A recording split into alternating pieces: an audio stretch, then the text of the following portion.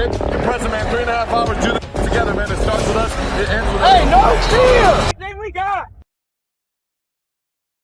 Thank you. God bless. Thank you guys for coming.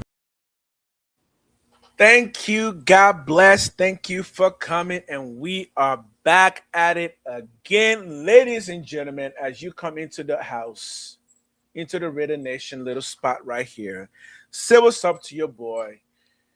Please come with your water, because today we got nothing but talking to do. We're going to do a whole lot of talking because, as you know, it was the first day of pads at training camp.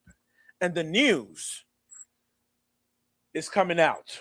Plenty of news is coming out. Who's doing good, who's not doing well, who might be getting cut, even though we're not quite there yet. I don't think anyone's getting cut quite yet, but we're fast approaching that. As a matter of fact, when is the first cutoff? The first cutoff should be like after the first preseason game at the very earliest, at the very latest. I don't know if they let you cut anybody before that, but maybe they do. They probably do. They probably do. So, with that being said, I think we're still doing some setup over there. We got some nice flowers on the side that we're looking at. Yeah. I think we are gonna watch a Kubiak press conference because I wanted to get some good stuff out of there. So that's what we're gonna start with. Why people are kind of showing up. No one's really showing up yet. So while that's happening, we can. I do want to watch this just to kind of understand some of what he was saying. Let's see, Mr. Kubiak. All right, guys. Wherever you guys are. Do it. Clint, I know as a coach you can never become comfortable, but He looks comfortable. Is there anything that you're pleasantly surprised by, something maybe you didn't expect to be as far as you are? I think we just have a professional group of players. You know, they care about getting better. You know, we don't have any turds. We got guys that want to be here, that want to win, that want to change this place. And He so said that statement. I'm really happy with that. That statement came out so fast. You don't have no Michael Mayer. Yeah, he just busted his nose open. He'll be all right. Oh. The 3 running backs who worked out, how much is their contribution to special teams? All right, Jarhead. That conversation is coming. Absolutely. It Those won't guys, come today, but it will come whoever one the day. second and third back is, those guys have to be core special teams players for us. And when you're evaluating them in the draft, you got to take that into account. So I know that John does a great job of getting us guys that can play multiple spots, that being teams.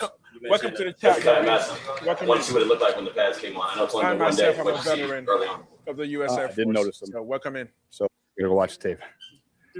I feel like I'm hearing too much echo to begin with in his voice. I feel like I'm hearing too much echo. Yo, what up, Joe? I have not seen you here before. Let us know. If it's your first time. Naylor is going to be good. I'm not gonna lie, I'm still not quite sold on him quite yet. Yes, I know we have heard some buzz, but honestly, not quite sold yet. I don't think. I want to see him on the field first. I do like his measurables at 6'1", 190.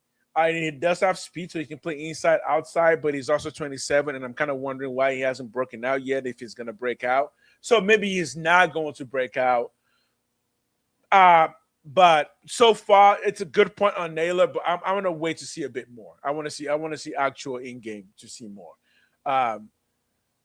He's a Devonta Smith, yeah, but his age worries me, right? He's 27. If you're Devonta Smith, I need you to be that at the age of 24. And not trying to chase it at 27. You know what I mean?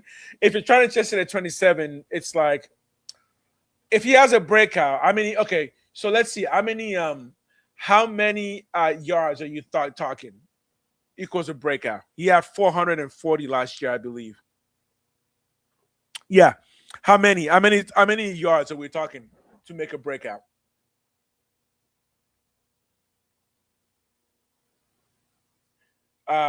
And that's a good point, because he's one of the people we're going to talk about, so we can actually just hop right into it. I'm going to wait for you to respond with that number, because when you say breakout, let me know what you're thinking number-wise. 1,000 yards.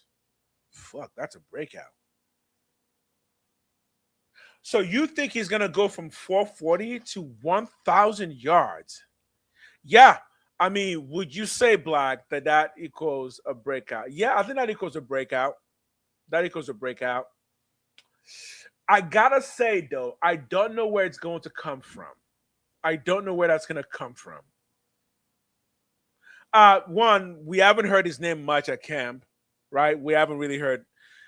Based on what everyone's saying about camp, when it comes to receiving, the number one name that's coming up is still Brock Bauer. That's the one the touchdowns are going to. That's the one everything is kind of generally going to.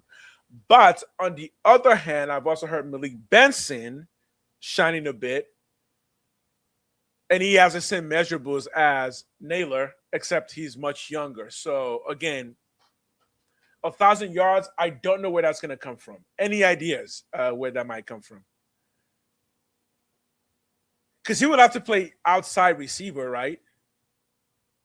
So if we record 1,000 yards, he would have to be outside receiver. Naylor should get thrown 45 more balls. 45 more passes for Naylor? For sure. 45. Man. What do you think, Black? You think Naylor's gonna get 45 more passes than he did last year? I don't know. It's possible. He was a number 3, and now he's a number 1 or 2. So it's possible. Number 2. The highest would be number 2 receiver behind Bauer. In terms of reception yards. Receiver. No, I'm talking in terms of reception because this one we're saying he's gonna get 1,000 yards, so he needs to come from somewhere. So Bowers is probably gonna get the most yards. So that means you think Naylor is going to be the second best behind. You think he's going to be better than Trey Tucker? No, you didn't say catches. You said throw more balls. So out of that 45, so if he gets 45 more throws, you assume that he's going to catch, let's say, 29 of those, right?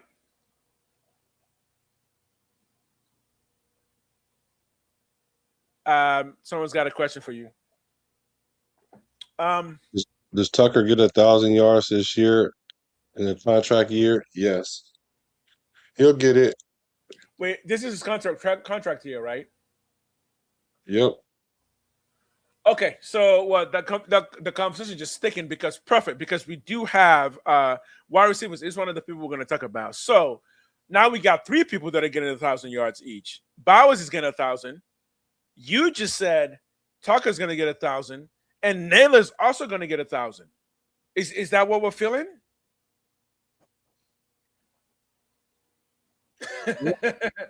Possible. Right? Okay. The Naylor supporters, do you think it's possible that all 3 of those players get 1,000 yards each? Right? I don't know. Yeah, I don't know. Yeah, that's the thing. I don't know.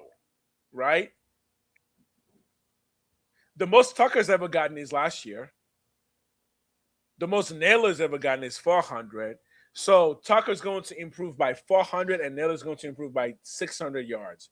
Okay, where does that leave Michael Mayer? And what about a Malik Benson? How much are we thinking they're getting? Yeah, I don't know if those numbers are going to work out that way. I feel like both Tucker and Naylor cannot both get 1,000 yards. He never said that. He never said Tucker was going to get 1,000, and I never said that. He never said Tucker was going to get 1,000, and I never said Naylor was going to get 1,000. I just think that he can get more targets. Right. Like so I'm going based on chat. So I'm going based on chat. So Justice for 12 says, "Do you think Tucker will get 1,000 this year?" You said yes. Right. He asked me that. Right. And I said yes. Okay. I didn't say that Naylor was. Right. And then earlier, Jarhead said Naylor will get 1,000 yards. Right there. Yeah, but he didn't say that Tucker was going to get 1,000. Right. But my point is, if Naylor's going to get 1,000, and you said Tucker's going to get 1,000, and Brock Bowers most likely going to get 1,000, are all those three possible to get 1,000? Or are we saying we're taking one of them out? Do you think Naylor will get 1,000? No. Okay. So you don't think Naylor will get 1,000? Okay. So then, Jarhead, do you think Trey Tucker will get 1,000? Because if we're saying one of those two is going to get 1,000 yards, okay, yeah, I can go with that. I can go with that. So will one of those get 1,000 yards this year? Which one? Here's a better question: who's most likely to get 1,000? Just based on all the circumstances, who's most likely to get 1,000 yards? I would say Tucker. I say Tucker as well. Yeah. Justice for 12. I don't see that either. I don't see 3 players getting 1,000 yards. In fact, I'm not even sure Kubiak wants to plan that, although he does have Brock Bowers, who is robot football from heaven. So he does have that. And based on what we're hearing at camp, and I don't know what y'all been hearing at camp. Based on what we've been hearing at camp, most of the offense has been running through Brock Bowers. That whenever Brock Bowers on the field, he just gets open. That's what I've been hearing. So yes, I can for sure see 1,000 yards going to Brock Bowers. Naylor is the one that that's the thing. Like, I don't know where this Naylor love is coming from. People say he was behind Addison and Justin Jefferson, but yeah, now he's going to be behind Bauer and Trey Tucker. So yeah.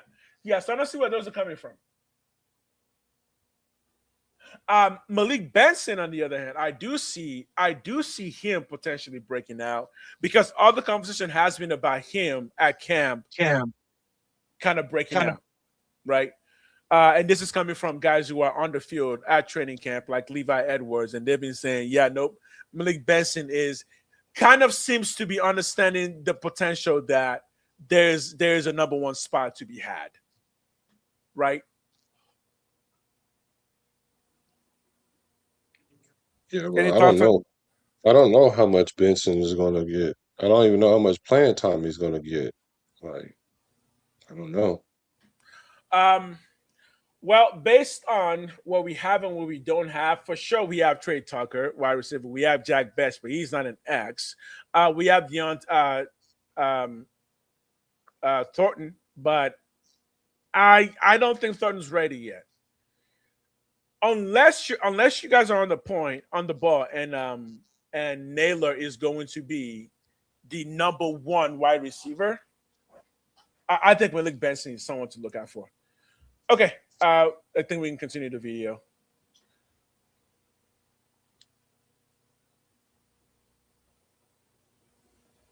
You define it because they say it's better. How do you define it?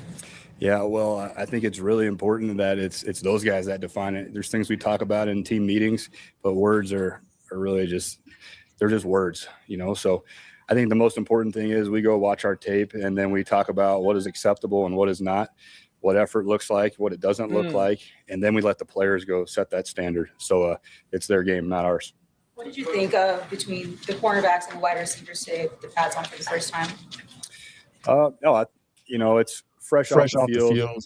Got my eyes on a lot of things, mainly to make sure we're staying up, which you didn't do a very good job of today. But we'll go watch the practice film and see where we are. What did you have your eyes on today? What did I have my eyes on today?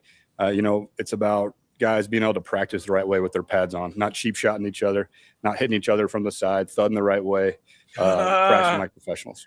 What's your thoughts about Malik Benson's progress throughout camp? He's got a good head start, playing good football. He has a lot in front of him, a lot that he needs to prove to us. What's that about Jalen Naylor's camp so far? Bringing Jalen here in the spring, he had a baby, he missed some practice, so I just wanted to see where he was at, learning the system. But he's picked up right where he left off. We expect big things out of Jalen. He has high expectations for himself. I think he can get better as we keep rolling. You got 3 Georgia players in your defense. Is that giving sort of instant chemistry along those lines? It does. It's a phenomenal program there. Happy to have those guys and hope that their toughness rubs off on the rest of them. Where do you see him fitting in this offense? He's got a long way to go. He's got to learn the scheme, but his mind's right. He cares, and he has to go show us he can be a force in the run game. happen naturally with pads anyway, with the competitive level kind of just the level they play on the field. Is that before? It was. That's what it should look like every day. You know, yesterday it wasn't good enough, so we're looking for leaders to drive the energy of practice. Okay. Some of the snap issues. Those are some low snaps. All right. Okay, he just talked about Naylor. What sense did you get from what he said? Yeah, he was out because he was having a baby, and Yeah. and then he's gonna that he's picked up the playbook, and Naylor has high expectations for himself, so do Right. they, and he should be all right. I don't Yeah. think I don't think Naylor is an issue for Kubiak. Right. I don't even. I think that's a question that came up, but I don't. His answer kind of told me like he wasn't really thinking about it. I mean, the guy's been with his family and he just got here. We'll see more. It's kind of what I'm thinking. Yeah, I want to say more about Naylor because people keep because you're not the first people to say he's gonna break. I'm just like, okay, I guess. Look, I've already said what I think Naylor is going to become. Matt Collins. I think Naylor is going to be the next Matt Collins for the Raiders, right? That's kind of my ceiling for him. If he does more, great. The best wide receiver, more likely. The best weapon will for sure. I like the skill set of wide receiver. You like it more from Naylor over Tucker? Yeah, I think I might be inclined to agree with that because Naylor is 6 foot 190 and Tucker is what 5'9",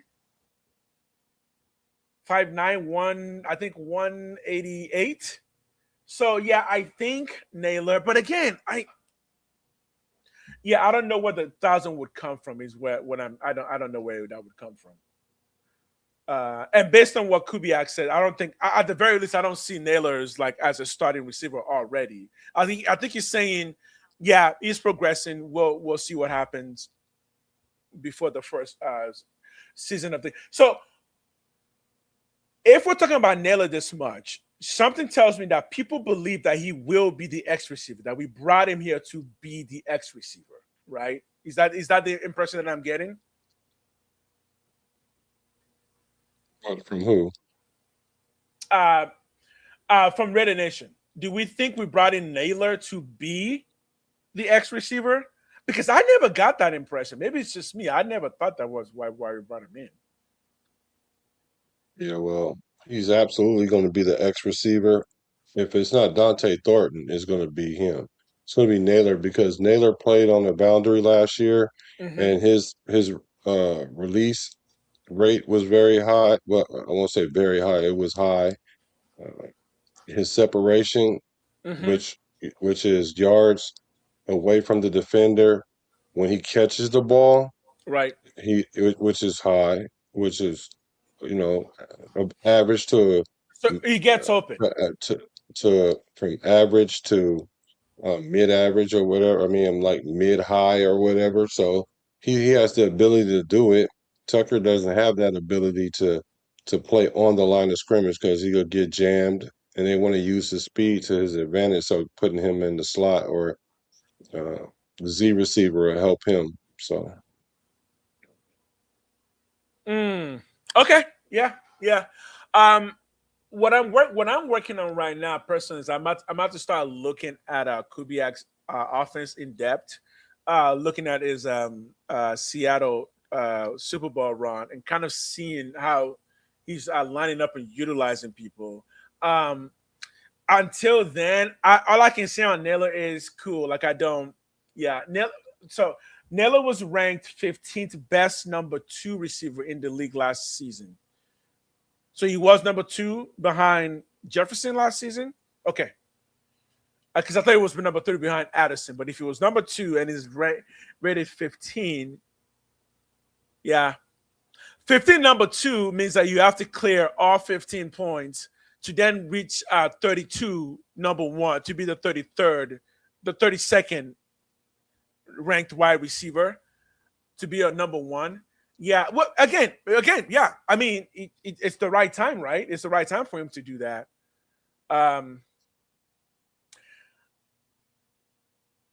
Yo, Justice. Yeah, Justice keeps asking you a question. Okay, so do I think Jackson. Jackson makes the roster? That's a tough one because we have a room full of wide receivers. I can Mm-hmm. think of four of them that should make the roster already with Naylor, Tucker, Besh, and Thornton. And then you have Malik Benson, who's for sure on the radar. So I'm thinking he will make the roster. So that's five. So essentially, Right. you have probably one more position for the rest of the receiving core. Hmm. So for Shedrick in order to make that the roster itself, he's going to have to show himself really in camp and in the preseason. I'm sure he's going to get plenty of time. He does have experience playing with the Raiders, and he got playing time last year. He Right. does have some. He does have some skill. He has a little bit of experience. If he doesn't make the roster, I do believe that they will put him on the practice squad. He may or may not He'll get probably get picked picked up. up. I would probably lean to he may not get picked up. Okay. Um, and there is a chance that someone does pick him up, but I think maybe not so much uh, because there's going to be a lot of receivers get released Yeah. at the cut time, and so then his value won't be as high, and hopefully we can hide him on the practice squad because then if Thornton and Besh don't flash early in the season, I wouldn't be surprised to see uh, Shedrick definitely get called up. Yeah. Um. Yeah. Again, I don't know. He's 26 years old. He's been bouncing around the league. I don't know. What do I have to believe that all of a sudden the big jump is coming? Like I don't know. Last year he got 4 receptions for 56 yards and 1 touchdown. I mean, what jump are we thinking from that? Going up against Jack Bash, going up against Trey Tucker, going up against. No, I think Dante Thornton will make the roster because he's still a second-year rookie. There's no point releasing second-year breaks. There's no point releasing Dante Thornton. That's why he's gonna make the team, even if he's not like ready yet. Yeah, he's still on a contract. He's already been paid for the next 2 years, so keep him for one more year. See if you can get something out of it. So I think he's going to make the roster, also because of all of our receivers. He's the one that's the most different, right? He's a 6'5", 4'3" guy. He's the only one we have. So I think because of that, he's going to make the roster. Jack Best is going to make the roster because obviously we just drafted him in the third last year, so he's going to make the roster as well. Look, it's a great question because I think it will leave someone like Jackson kind of on the code because again, at the age of 26, going into 27, are you going to break out now? Or if you're going to break out now, why would somebody who is 3 years younger, like a Malik Benson, not be that breakout, right? If you have the same exact measurables. Unless Shedrick Jackson figures it out this year. It's like, boom, I got it figured out.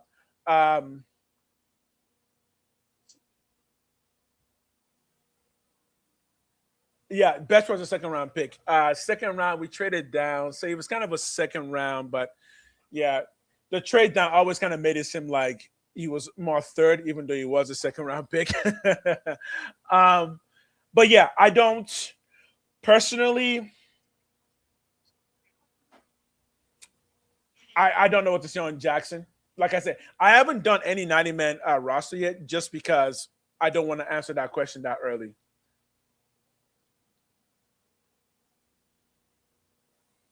Okay, exactly. That's a great point, just because I was actually gonna say that. I was thinking that because it's in the opening video.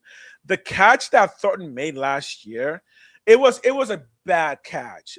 However, it was a terrible throw, and he had to come back and slide for it. Why was it a bad catch? Okay, it's fine. When you train receivers to catch the ball, Trust me, there's a point where you have to do whatever you can to catch it, but that's not the kind of pass that Dante Thornton wants at all. And you can see by just how uncomfortable his body was making that slide to make that catch. That's not the kind of catch he wants, right? He prefers the ball to come to him in stride, and that was a badly thrown ball. So, in theory, we're gonna get more better thrown balls.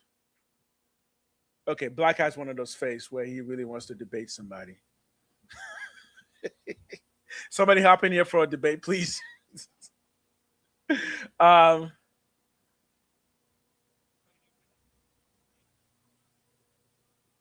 Okay. Anything else from anyone? No, go ahead. Finish your statement. Yeah, I was done. Oh, yeah. But it says the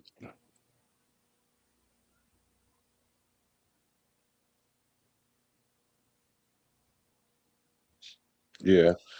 The catch Thornton had against Patriots last year, the ball was underthrown. Tucker and Thornton needs the ball in stride. Yeah, ideally that's how you want it.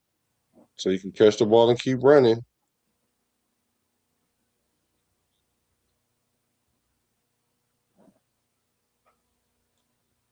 You guys hear? Can you hear?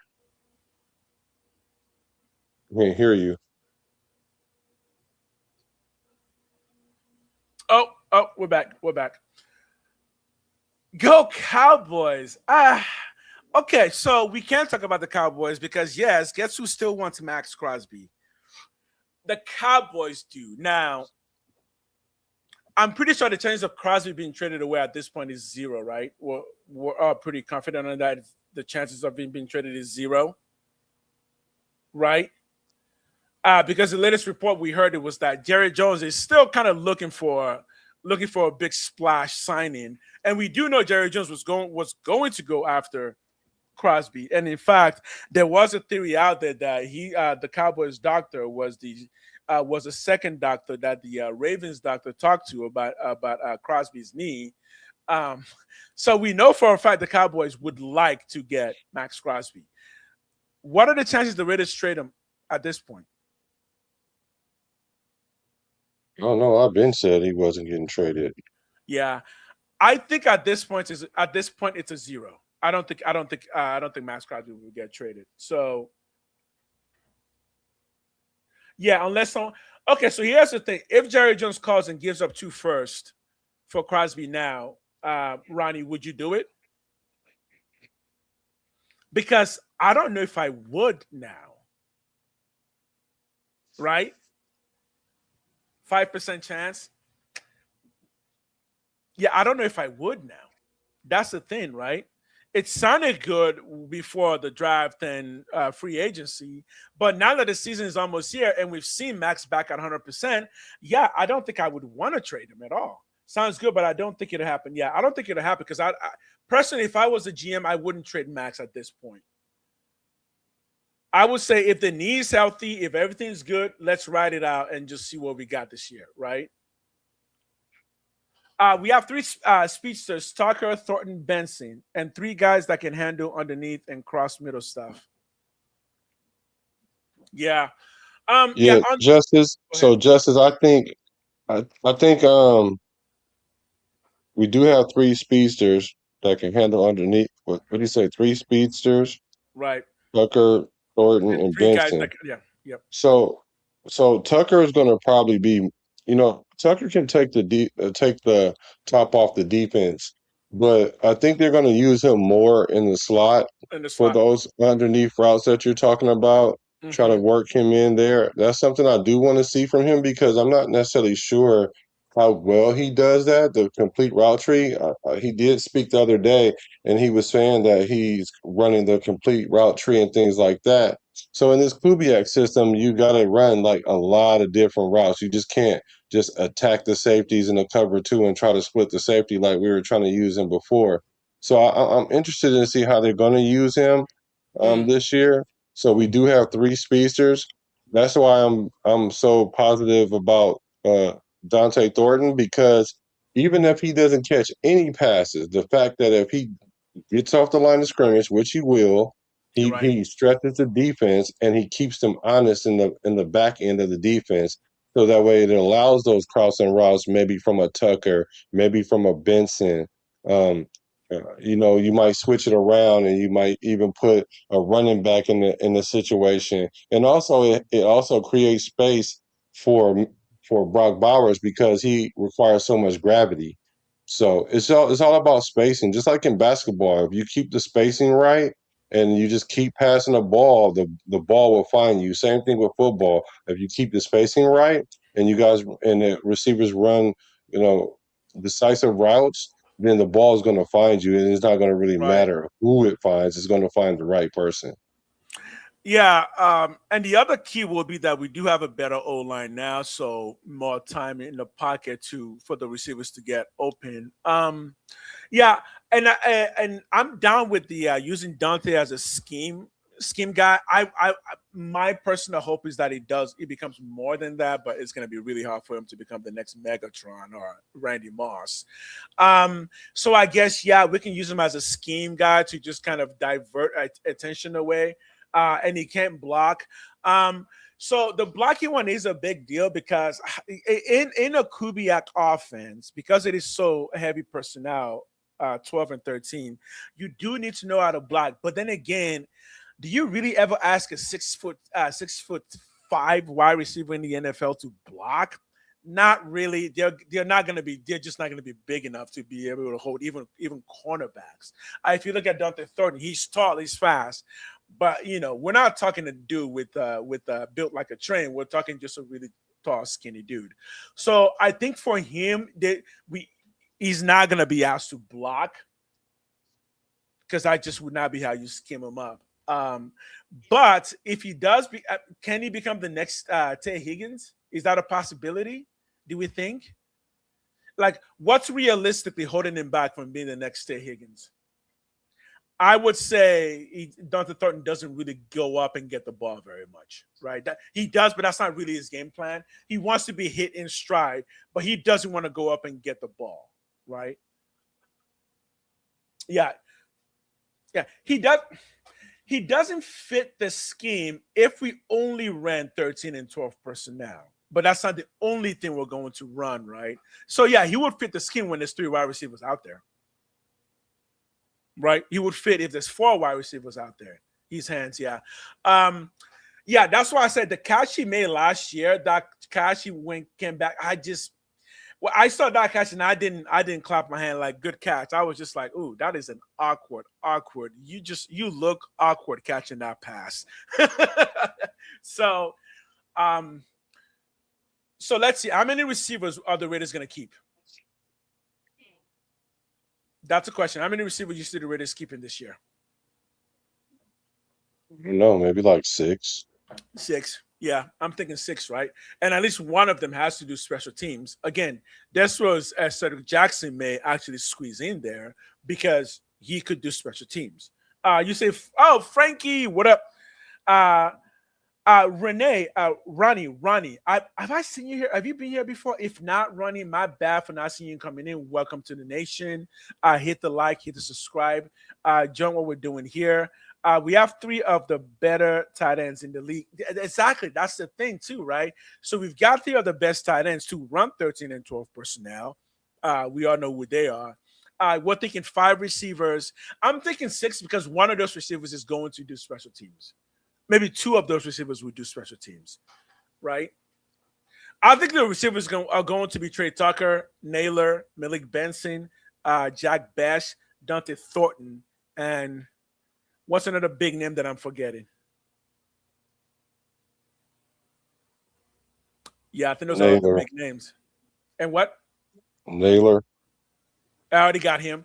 Trey Tucker, Naylor, Jack Bash, Dante Thornton, Malik Benson. I got one more, so I'm gonna probably say Cedric Jackson, unless another name comes to my head that I'm forgetting.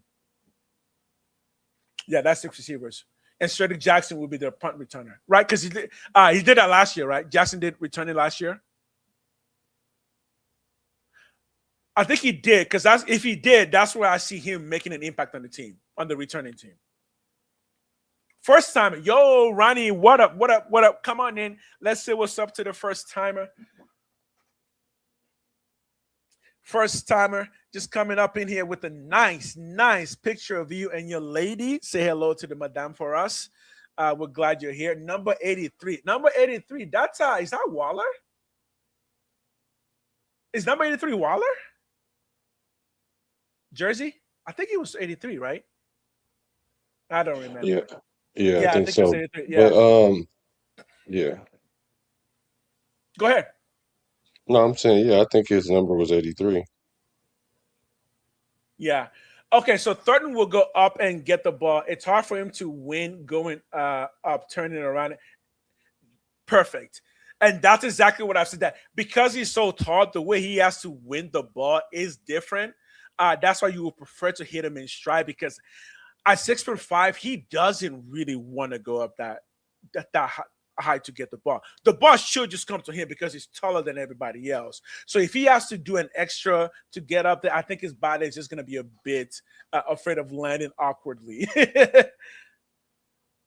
Yes, the Waller jersey. Yes. I hope Jackson reaches the return man. Yeah, exactly. So I think the higher likelihood is that the Jackson will be the return man, and that would equal the 6 receivers that we're going to have.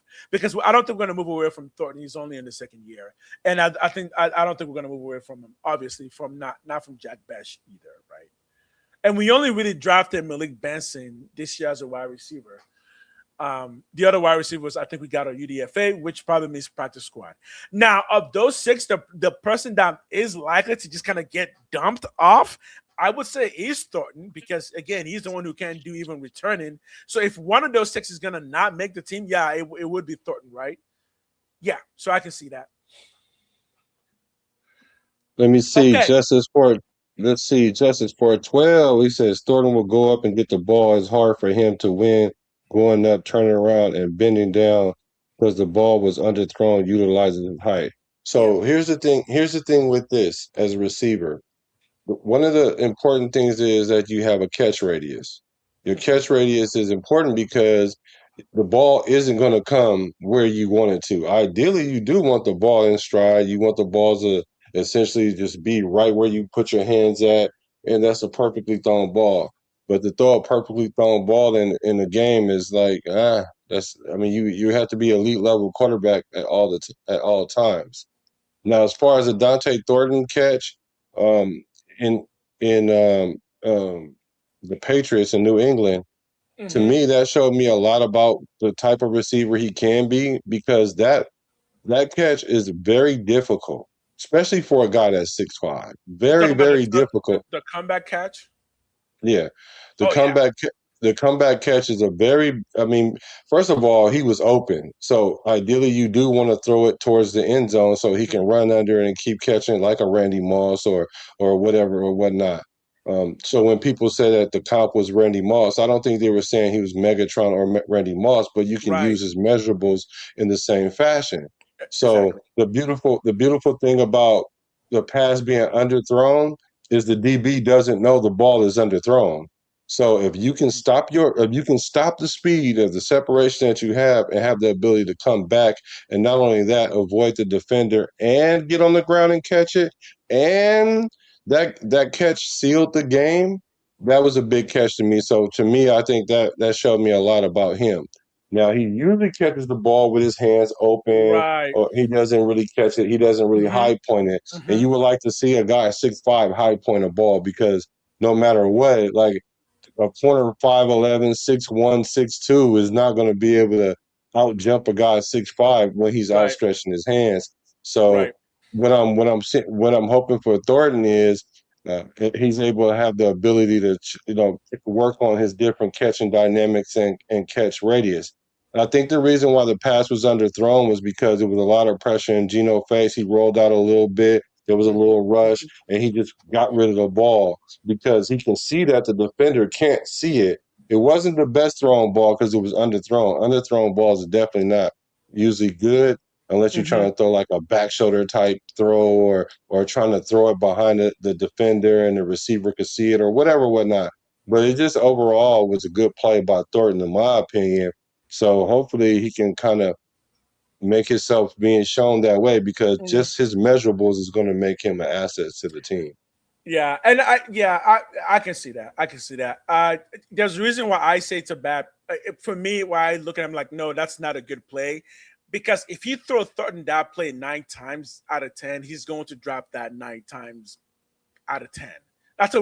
It's a really, really awkward catch. And the way his body twisted, you can feel that his body doesn't really want to do that. So I think basically I'm saying it was a lucky catch, because if you throw that kind of missed pass 9 times out of 10, I think that would fall on the ground 9 times out of 10. Because again, that's hard to do for even the best receivers in the league, let alone someone like a Thornton who's, again, body doesn't really want to do that kind of motion. Now, here's one area where I think he might be able to really break out, and that's a back shoulder fade catch. That happens to be Mendoza's best throws, and that is a really good play where you can hit somebody like Thornton in stride, in a position where he doesn't really need to contort his body in any way to try and catch it. So I think there's a real possibility with that being a way that he breaks out. You don't want McCoy. I don't want. Well, I mean, Charles Woodson did it. Tim Brown did it. So I mean, if we're talking like that, I think I wouldn't have a problem with that, Justice. If we're talking Charles Woodson type of player where he does the job of corner really well and also returns kicks, but of course he has a bum knee, so I can understand why you don't want to put that kind of pressure on those knees. But I also think that's why he's been running special teams, to see how much that knee can take. So we had a lot of broken spirits last year. Yeah, we did, and we didn't show up on the injury list. Yeah, that's true. That's true. Is projecting a wide receiver on the team to catch 80 passes fair?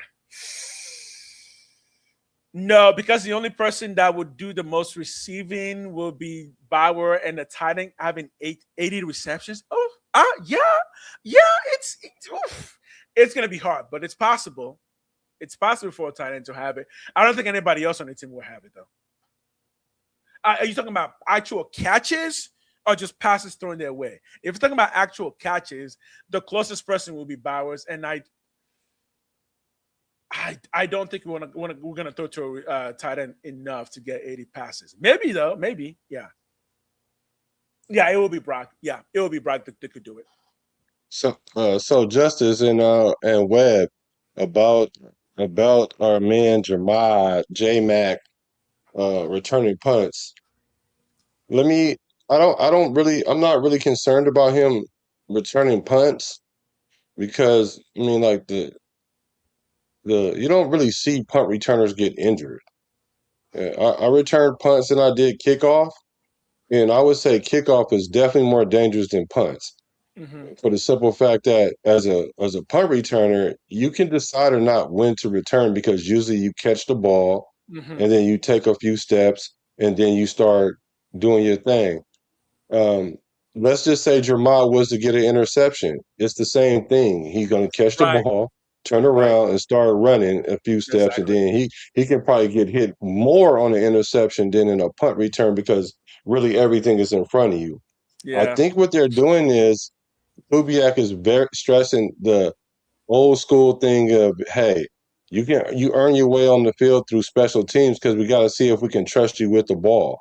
And you might trust a player with the ball, because generally you want to put your guys back there that got the best hands, but you want to kind of get them involved into the game if they're not a starter. And so for him, that's his way to earn his way. Dramad is no different than anyone else that's on the team. Kubiak said, if you're not a starter, and even some starters are going to be on special teams. So him returning punts, I'm fairly cool. I'm fairly cool with that. It's not like he's fragile. Like if he get hit, he might get broke. It's that his injury is degenerative. So what happens is the toll over time is what's going to determine that. Because I really don't want to put Trey Tucker back there, because he's the starter. He's going to be the wide receiver 1 or wide receiver 2 this year. So you don't necessarily want to put him back there unless the guys that they keep putting back there either fumble the ball or not making the right decisions on fair catches and whatever, whatnot, or something happen and you just be like, hey, Tuck, just get in there because these guys ain't got it yet. So I'm fairly cool with Jeremiah working his way back on the field, getting himself back into football shape because he did miss a whole year last year. Okay, so question. So if the season starts and he's on special teams, how are we feeling generally about that? Do we think that's a negative thing or would that be a positive thing? One more time. If season starts week 1 and he is primarily playing in this as a special teamer in returns, is that a good thing or a bad thing? It's a good thing. It's a good thing. It's a great thing, actually. Great thing. Okay. Do you see McCoy as a starter at cornerback? I do not. Not this year. Oh, he'll start this year, but he just ain't gonna start for the first few weeks because they're bringing him in gradually. They're bringing him in gradually, hence the reason why he's going to be on special teams. Because what happens is they're going to put him in a little bit at a time, and then if he goes out there and flash, like especially if he get like 2 picks or something like that, oh yeah, he's going to be starting the following week. I'm not saying get 2 picks in the one game, but let's say they put him in there, boom, he get an interception week 2 or something, right? Right. And then, week 3 go by and week 4, you get another pick. And then the corner that's over there is iffy. He might start week 5 or week 6. So here's the thing, though. Here's the thing, though. Based on how he did in college, McCoy is not an interception getter. That's not his gameplay, right? If we're going to go based on interception, that's going to be Hezekiah Masses, who's already flashing at camp. So I can see McCoy starting. Yeah, I don't know. Barring injury, yeah, he would have to flash more than a Masses. Yeah. The good news is, though, we play enough really good teams with really good wide receivers where there's going to be some seriously good competition to where, hey, the best man is going to win that battle, right? I want to let McCoy take baby steps. Yeah, and I feel I wonder if the coaches are thinking the same, right? Like, okay, because again, if we had no corners, it would be a different conversation, except we have corners, right? While we're working out all these running backs and not looking at any free agents in the because working out running backs is generally the way to do it at this time of year. It's better than going and finding free agents because if you're looking at running backs that are already kind of active, they're already active. So yeah, that's kind of the answer for that. I think we can go either way. Who are the best free agent running backs right now? You're hoping McCoy? Yeah, I'm hoping the best man starts. Again, McCoy has missed a whole season, right? He's 20 years old. With a knee that might have some degenerative conditions. I'm hoping that the best man starts. Now, we've been over him already in that for McCoy, he kind of wants to get in there and get his first big paycheck because based on that knee issue, he may only have 6 years in the NFL to play. So, yes, for him, it is best that he starts playing right now and starts right away and starts to build that capital so he can get a big first contract in the next 3 years. But again, if Hezekiah Masses performs better, that's just what it is, right? Porter better start getting some kicks. Yes, let's talk about Porter because it seems like, again, Masses is kind of beating him out right now as well. But again, this is only the first day of pads. That's the word. That's the news. But even then, if Hezekiah Masses is actually beating Porter, it could just mean that Hezekiah Masses is the real deal. It could just mean that, right? It could just mean that, oh, yeah, no, this dude's actually good, right? Our weakest point are the defensive tackle and wide receivers. Well, I think Tonka Hemingway has a few things to say about that. Yes. Would you say that the defensive tackle and wide receivers are weakest parts of our team? Would you say that? I would say the defensive tackles are better than right now. I feel more confident about our defensive tackles than I do about our safeties. Yeah, I'm not sure yet. Yeah. I think it's going to be tough. I got to see that in action because um I got to see it in action because they're so young. That position is Yeah. young, very very young. Mhm. So I'm just not knowing. I'm just not sure yet. I'm just not. My jury is still out on that. Yeah, and the last we heard was that Tucker Hemingway's doing well. I'm pulling for this guy, but but he just like that number. So the word is that he's performing really well at camp. Adam Butler is still a very capable run stopper. So again, when we're talking about defensive tackle, especially in the 3-4, are they going to be able to stop the run consistently? Because that's going to be the number one thing. And Adam Butler is still very capable at doing that. And then we have people like Brandon Cleveland that we drafted, and Jonah Lahulu, right? We have him, who was also very capable. I trust that group a bit more than I trust safeties because the next point that we got to make is Tradian Stooks finally came up. His name finally came up at camp, but he wasn't good. Apparently, he got burnt. I believe twice. Twice today. So Tradian Stooks did not have a good camp today. But chat, question on that. Yeah, he was beat twice. So Trader Six was beat twice, allowing catches to Naylor and Devon Tompkins. Who the fuck is Devon Tompkins? Yeah, so let's talk Trading Stooks real quick. So when it comes to free safety, you guys know the person that people are saying will be free safety right now is actually Teron Johnson. That's the guy we brought in from the Bills, who was a slot corner. But the news this week is that he was primarily playing free safety, and when Trading Stooks got out there, he got burnt twice. So again, first day of camp, Pat. So maybe no reason to worry, right? No, I'm not worried at all. Teron Johnson is not a safety. He's a nickel corner. He's a So nickel corner, yeah. that's not, but that's not to say that in some packages that he won't play free safety when they roll Stooks down into like the nickel or something like that in different packages. As far as Stooks, though, I'm not really concerned about him because we're asking a lot of him. It's similar to Mendoza, except for Exactly. we know Stooks is going to start. So the thing is, he has a lot of information to ingest and a lot of football to see. And we got to remember he is a rookie. And also, I just think that once he gets it, then we won't have to really worry about it. So my leash is very long when it's coming to Stooks. We want him to come in and be a captain, maybe not right away, but he will end up being that. And all the things that point in the direction that he'll be able to handle what's going on. He might be drinking out of the fire hose now, but eventually he's gonna get to a point where he can put a tap on that thing and do like we used to do when we was kids, drink out the water hose. So I think he'll Drink be out all the right. water hose. Yeah. Okay. Excellent. Okay, Captain. Let's start, Captain.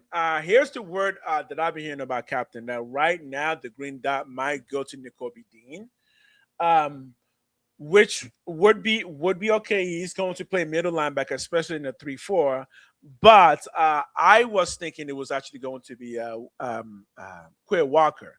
But the news that I heard today is that the consideration right now is that N'Kobe Dean would wear the green dot. How important do we think the green dot is? And yes, that's a legit question. I know we hear a green dot all the time, but on the defense, how important do we actually think the green dot is? Well, it's very important. That's the head communicator. That's the Head extension communicator. to the sideline.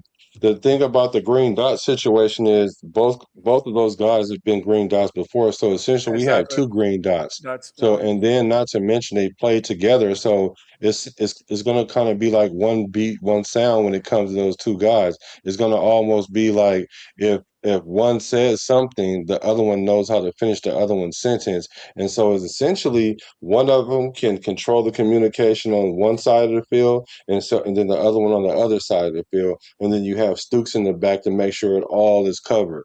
It's going to take some time to get to that point. But I mean, you got to have the players in position to even do that. I think we do have those players in those positions. So I just think that with time, like maybe I would say like by mid-season, then you'll see this defense clicking like no other. So Ronnie, you think Walker is going to play outside linebacker? Ooh, that would be different because I believe Walker is middle linebacker from since Georgia. Like that's his position. He's a middle linebacker.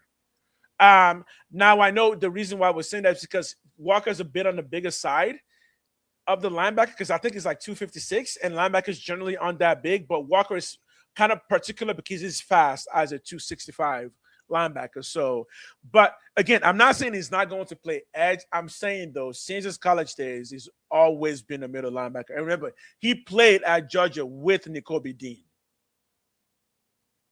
So, again, in a 3-4, if it's fine because in a 3-4 you got the two middle guys. That's fine. In a 3-4, that totally works.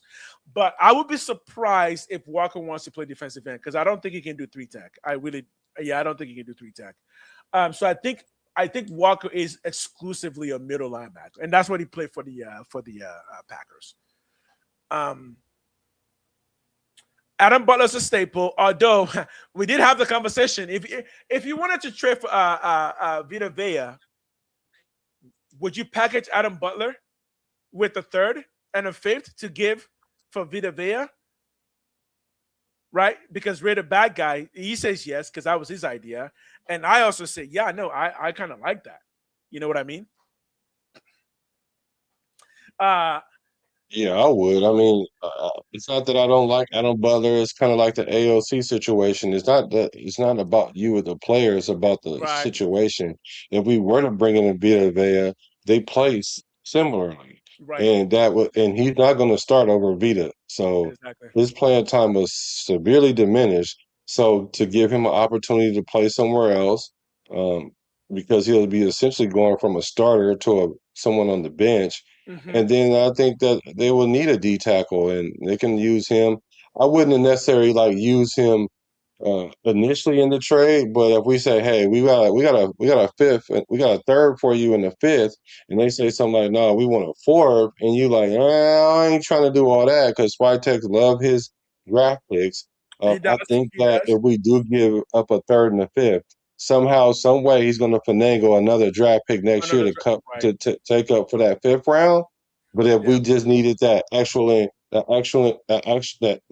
bargaining chip, then give him Dante. I mean, give him Adam Butler, Butler. or you can give him AOC, whatever. Because they don't want AOC. They don't want him.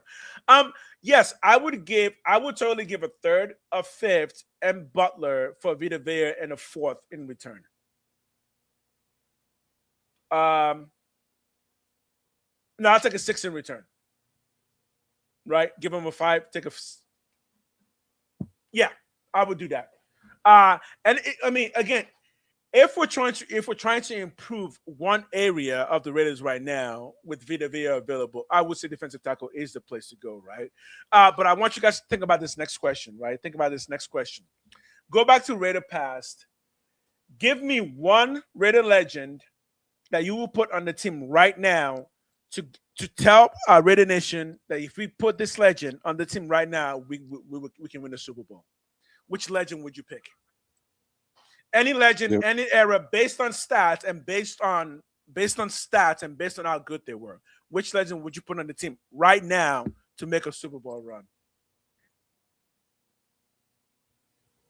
That's the question. Think about it. I'm gonna get some water. That is for chat. Every name you bring up, we're gonna talk about. I hope you got some cool names. The question again is, what Raider legend would you add to the team right now to make a Super Bowl push? I don't know. If we use the roster that we have now, and we need a D tackle or a wide receiver, I would probably put Timmy B out there. I don't know if we need a D tackle. I'll probably put what's my guy name? Big Jerry Ball.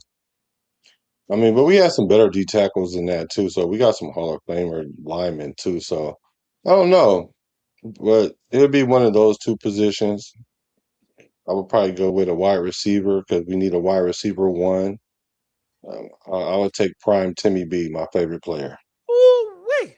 Prime Timmy B. Okay, we're seeing it. Mac. Khalil Mack. Okay. I think when it comes to defensive tackle, he didn't play long. And I think I might have his name wrong, although I don't. Daryl Russell.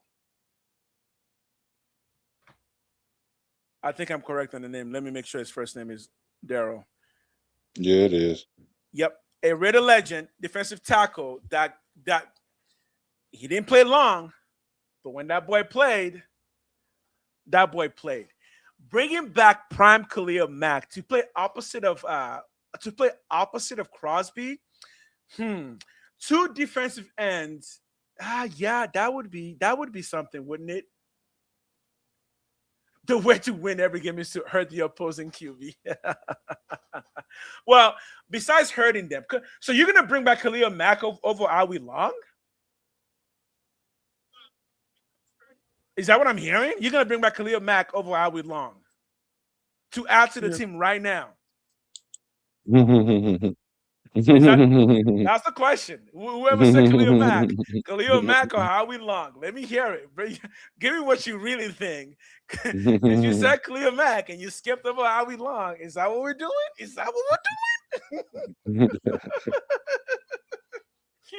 I mean, are we skipping over Tim Brown to say Randy Moss in his prime? Because I mean, yeah, Randy Moss didn't do nothing for us. For us, yeah, he did nothing for us. But I mean, if you can get Patriots Randy Moss though. Yeah, no, I'm going with Timmy B. Just Timmy because B, I got that's Mr. Raider. I'm not picking somebody else over Mr. Raider. That's right. Not at that position. Yeah, Ronnie, I said any era.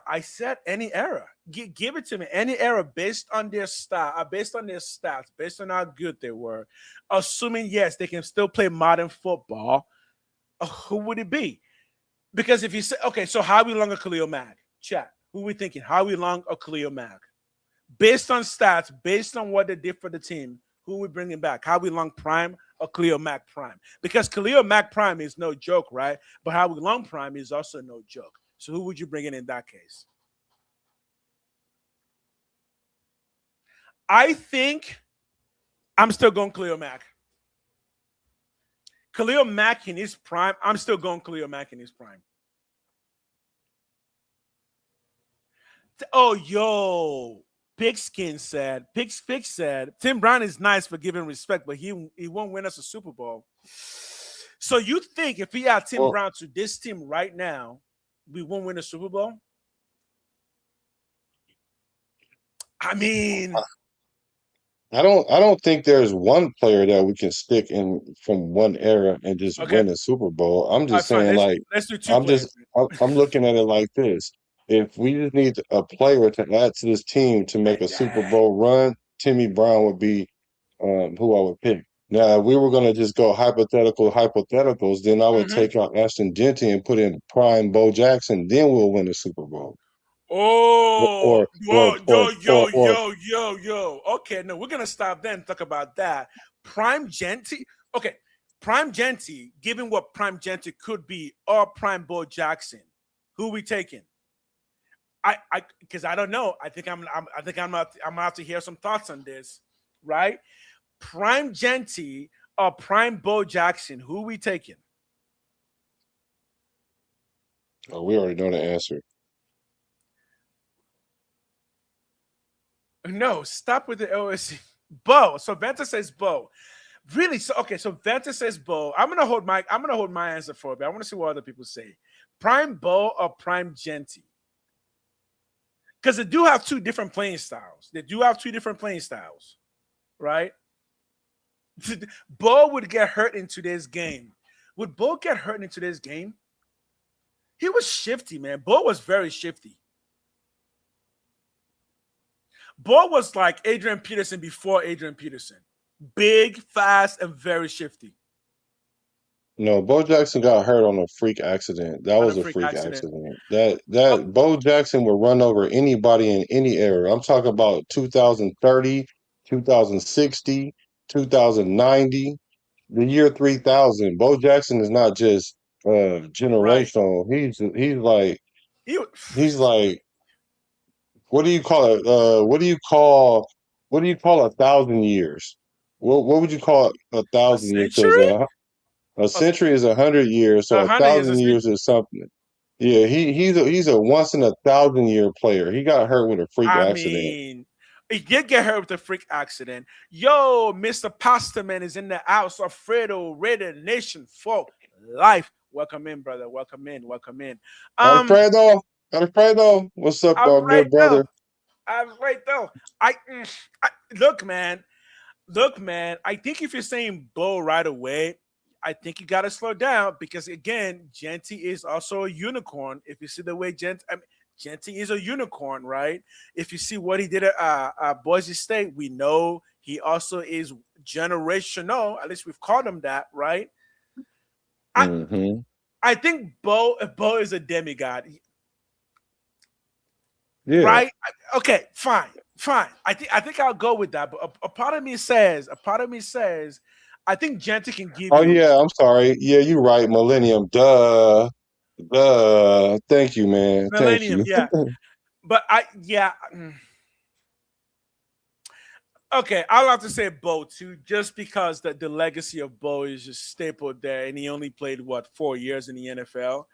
But I don't know, man. I feel like Genty. I feel like Genty is generational, like for real generational. Now, once in a millennia, I don't know. Bo got hurt in a freak accident. Can he really be once in a millennia? Yeah, just like Okay, no different than no different than Bowers getting hurt last year and then saying he's not the best tight end because he got injured. Like we know he's the best tight end. Injuries are part of the game. They're inherent part of the game, and barring injury, because we're not. Well, I'm not putting into this equation is hypothetical injuries too. If we're going to do a hypothetical, let's take the injuries out. I'm sure some of y'all play Madden with injuries off. Here's one other side. I feel like Bo Jackson's play did have a lot of big breakaways. But in a full Super Bowl game, I think Genty would be more effective than a Bo Jackson. Because I think Genty would be a lot harder to scheme against because the way he runs doesn't command open space 90 yards, which I think in a Super Bowl, teams are going to find that much harder to give to you. Hold on. You saying Genty over Bo Jackson? Right.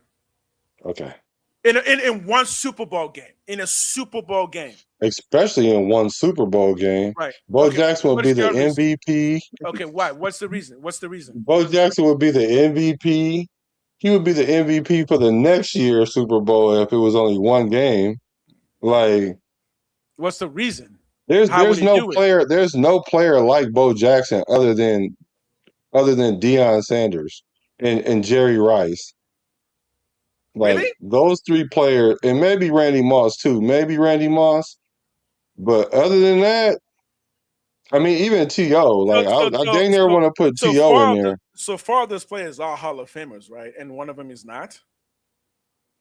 What do you mean? He was injured. Bo Jackson is not a Hall of. Right. He was injured. So you're saying a player we're not who was talking injured, about.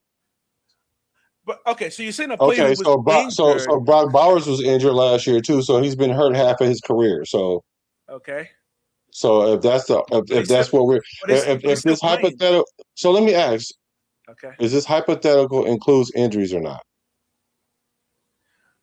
Okay, if it doesn't include injuries, the reason why I'm pushing against that is if it doesn't include injuries, you'll just say, well, Bo Jackson is the best in the millennia, and he's going, what millennia?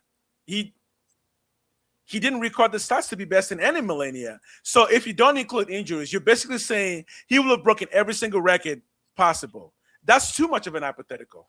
That's way too much of an hypothetical. So you're telling me that no team will have figured out how to stop Bo Jackson except for a freak accident? Yeah, I mean, I guess I can't say anything against that. So yeah, I'll go with it.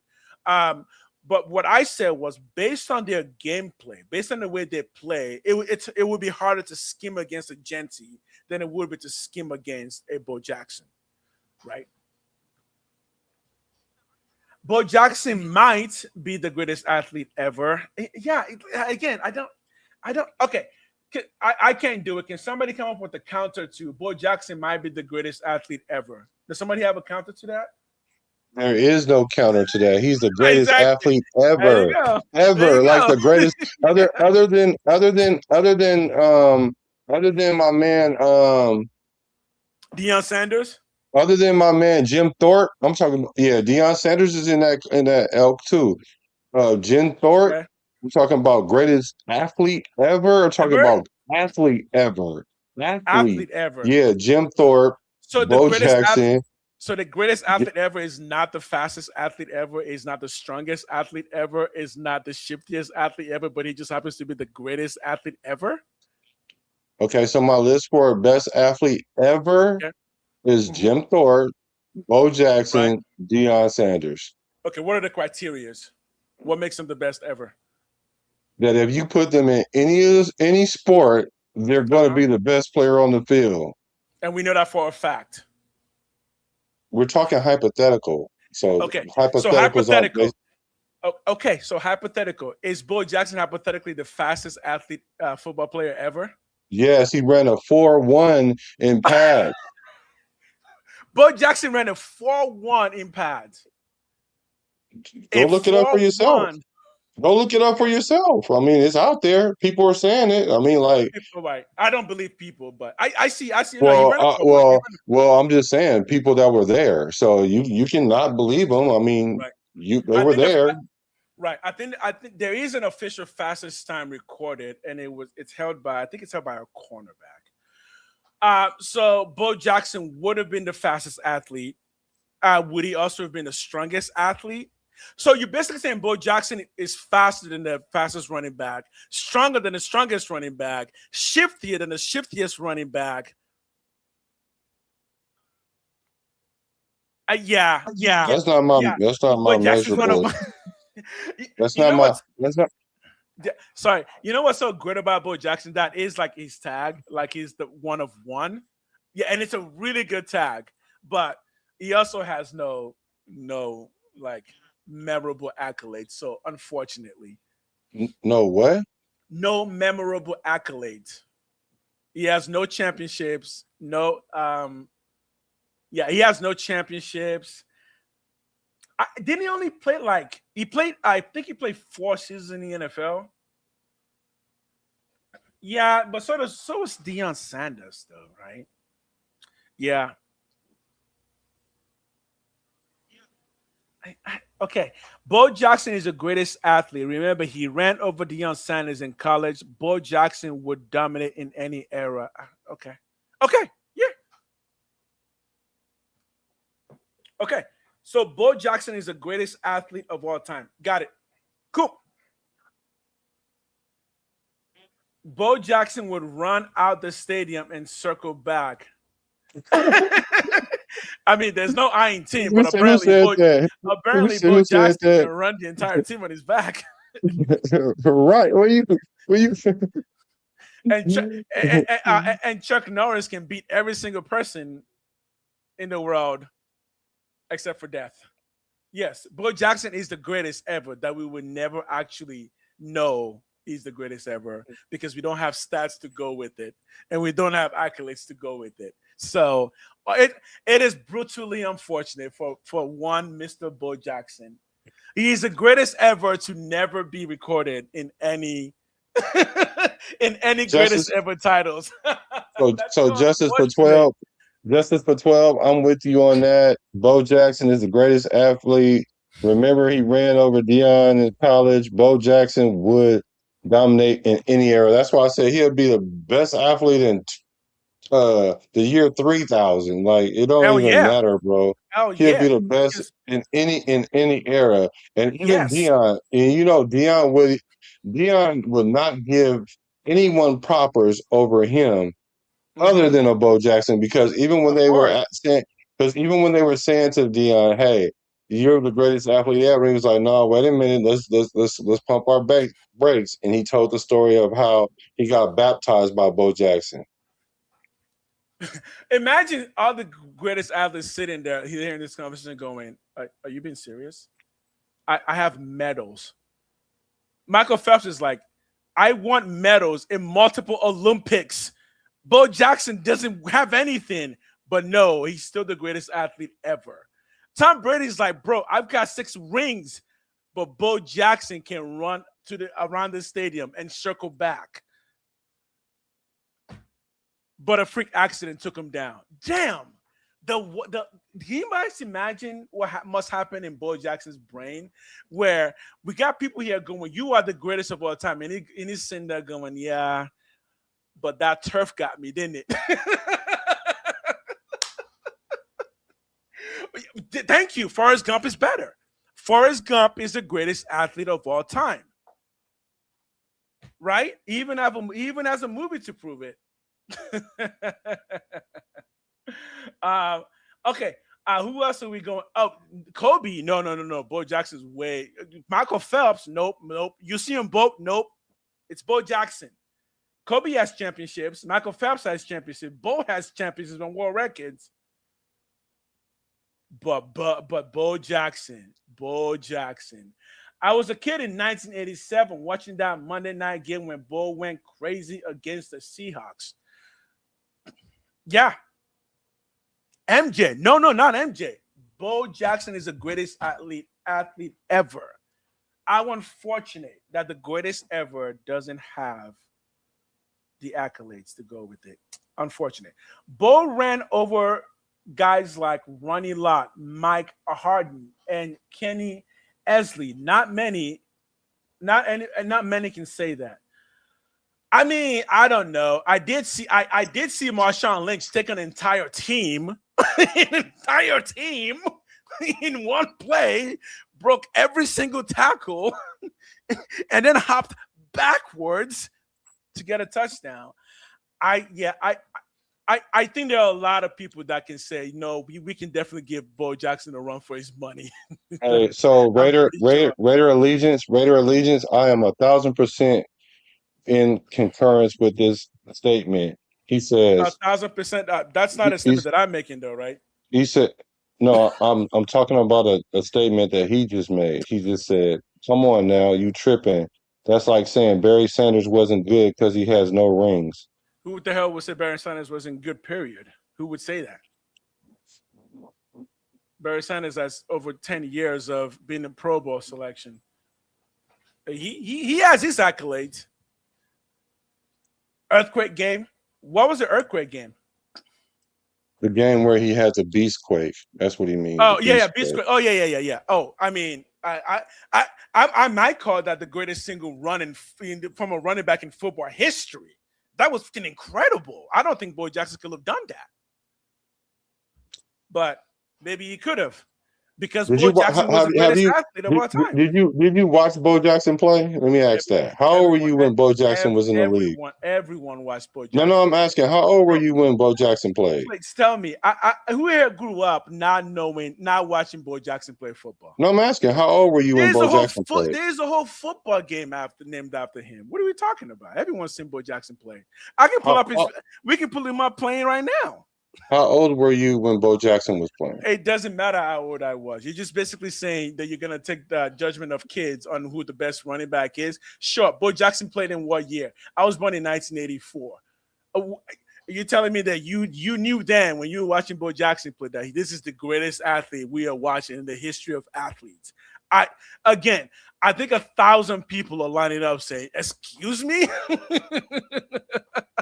I think Simone Biles is lining up going, "Excuse me?" Football players are the best. Okay. Football players are the best athletes, in my opinion, in Justice's opinion. Basketball players tend to be good at baseball, but not necessarily any other sport. I don't know. Okay, cool. Anybody have a point against that? Because I don't. Yeah, I don't. Football. Yeah, I mean, what about sumo wrestlers? What about rugby players? Are they equal to football players?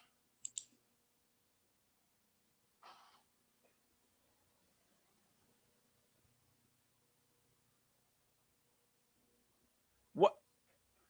I didn't see that last one.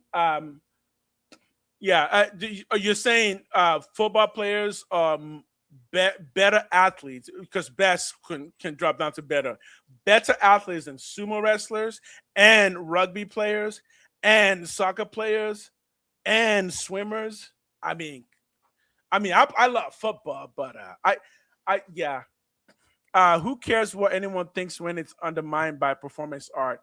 This is not sports. This is guys blowing up their body for likes.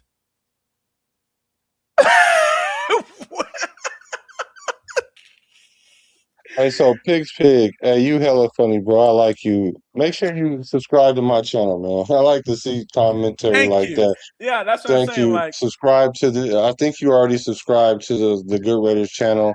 Uh, I usually tell the type of people I don't want on my page, yeah, but you are the type of person I want on my page. So, y'all hit the like button because we kind of went left. I thought we were talking about the camp and his presser, but now we talking Bo Jackson. That's great. yeah. Well, into best best athletes of all time. Yeah, no, I think on the again, you did say that it was opinion, so that's opinion. But yeah, opinions does warrant somebody coming in and saying, I think ballet, Russian ballet. People will tell you that they are the greatest athletes of all time, right? So that's kind of Reggie Bush, dude. Reggie Bush in college again. Reggie Bush in college was being considered one of the greatest of all time, right? Before he did it, right? So, okay. This is actually gonna be the end of it for me. It's 9:30. I gotta go. I gotta go spend time with the wifey. For those who want to hit the follow on my channel, I do stream. I think I'm doing a solo stream probably tomorrow, but so you'll see me here and there as well. Over on my channel. Okay, so Bad Guy Rated. That's the debate channel, right? That's what you guys like. You guys debate on your channel and stuff. My channel doesn't do so much of that debating. I do more just kind of letting you know what's happening with the team. Where does Mike Trout come in? Ooh, Mike Trout. I don't know. I wasn't alive when Mike Trout was playing football, right? I can't even. Oh no! Can you block that? Oh no! I think that's actually coming from me. No, you're good. You're good. It's not. It's coming from my Twitch. Twitch likes to get spammed by people who want to sell you stuff. All right, any other questions? I think that's about it. I think we're good to go. All right, I'm gonna bounce out. You're gonna keep streaming? Yeah, I'll stream for a little bit. All right. I'm gonna bounce out. Y'all have a good day. Yeah, I think I'm on solo tomorrow, but I don't know yet. We'll see how that goes. All right, man. Peace. For those who are on my channel, thanks for the like, thanks for the follow. Y'all will see me again there soon. Peace out. So check this out, y'all. The views and opinions expressed by the Good Raider are not those of the Raider Bad Guy. My channel is not a debate channel, but I'm open for debate. And also, if you are into debate, we do have a debate show that's going to come out Friday at 8:30 West Coast time. If you are a debater, let me know and you can get on the Fight or Flight Club. This is going to be a structured debate show, not ghetto, no personal attacks, respectful, and we just want a community where Raider fans can get together and we'll talk about yesteryear things, present things, maybe even the future. So if you look on there, we got some hitters on there. I see my boy Pizzle. I see my boy Severe. I see I see Raider Twan, Jason first downs. My man right here in the middle, the Rebel Raider, Sacktown Mike. I see my boy Yerb. And I see Raider Jason over there. So if you guys want to be down or just at least come watch it and then see if you find yourself yelling at the screen and you got a good debate and you want to, we're gonna extend it to a few more people. So for sure. So that's gonna be the debate show. And so for you guys, we got kind of sidetracked right there, but I'm going to go live. Me and Raider Twine will be live in probably about 30 minutes. And we're gonna go over the special report that came out from the you know what? That's because I haven't hit this button in a while. Hold on, y'all. I was tripping, my bad. Let me get to it. I was tripping right there when I said the Niners. That shit was That's fucking weak. weak. Yeah, so my bad, y'all. But yeah, so if you guys want to talk Raider football or whatnot, that is going to be the show right there. Yeah, Pig's Pig. Make sure that's what I'm saying. Make sure you hit the subscribe button because it will be on my channel and it will be it's all good. It's all good. So I'll be live with Raider Twine. We're gonna talk about the specials where I think I seen it was Trey Tucker and it was one other person. Let me get that information real quick because we are gonna go live here shortly.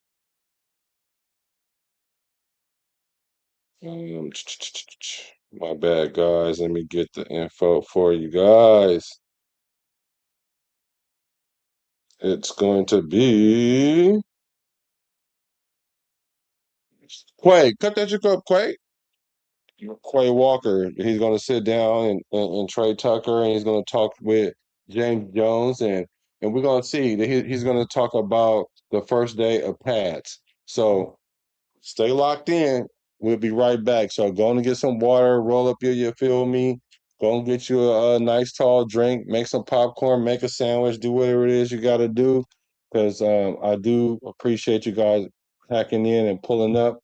And if you're on the GoodRaider channel, hit my subscribe button if you guys want to come over and watch the show. Anybody on my channel can do the same for his if you like content from him. So I'll see you guys sooner than later. I'm a raider from the Bay to LA to Las Vegas. Recipes to Al Davis.